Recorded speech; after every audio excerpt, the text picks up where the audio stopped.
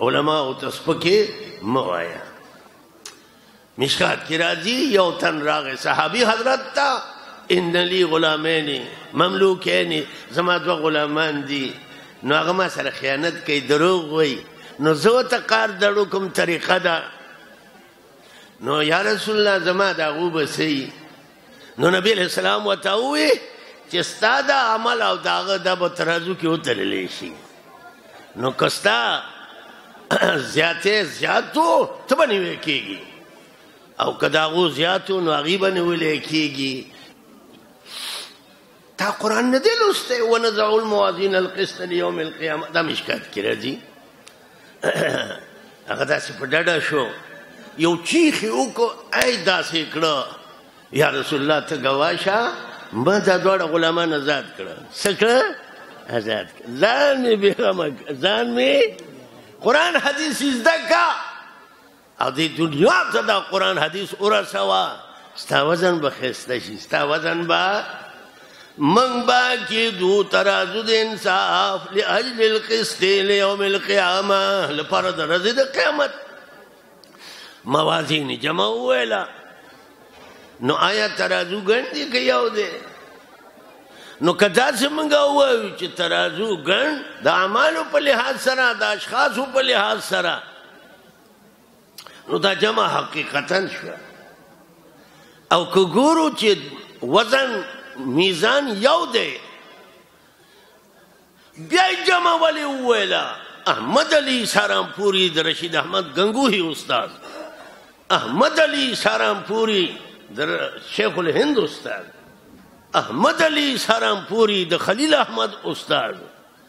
دنیا یې ډکه کړه د علم نه د دارالعلوم دیوبند ګټه دی ایښې وه د دارالعلوم دیوبند ګټه دی ایښې وه نو که چېرته دغسې شي چې تله یوه ده او جمع یې وویله نو دا جمع تعظیمن ده. کذبت قوم نوح المرسلین تکذیب وکړو قوم د نوح د مرسلینو نو هغه وخت کې خو یوازې نوح علیه السلام نو دا جمع دې ته تعظیمن وایي دې ته جمع تعظیمن.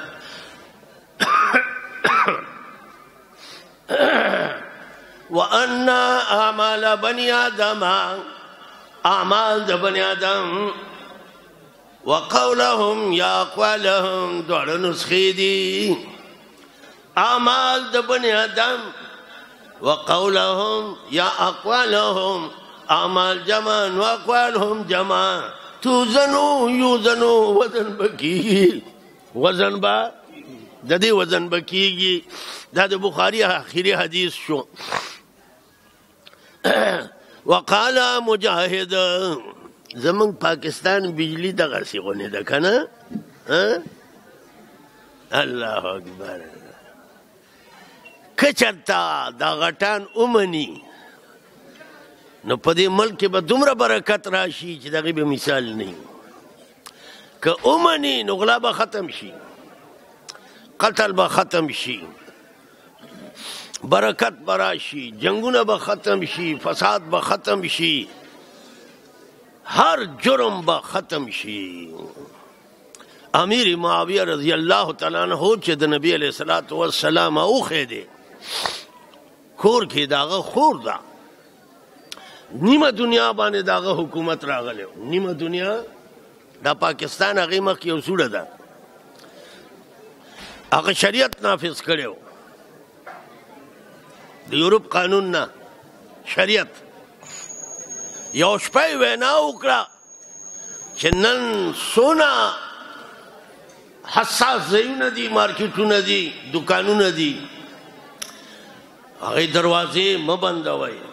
تالې مه لګوئ زه ګورم ما شریعت نافذ کړی دی زه ګورم چې غل جرت وکړي غله جرت وکړي اومنه ګل بشي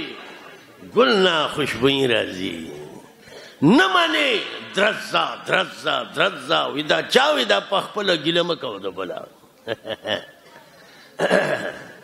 شپه تېره شوه سار اطلاع هر طرف نه راغله چې په نصف دنیا کې شریعت نافذ کړی و هېڅ ځای کې غلا نه ده شوې شاباس شاباس شاباس اے شاباس شاباس ته وایې this is good نو زه یم this is good وشوه که ونه شوه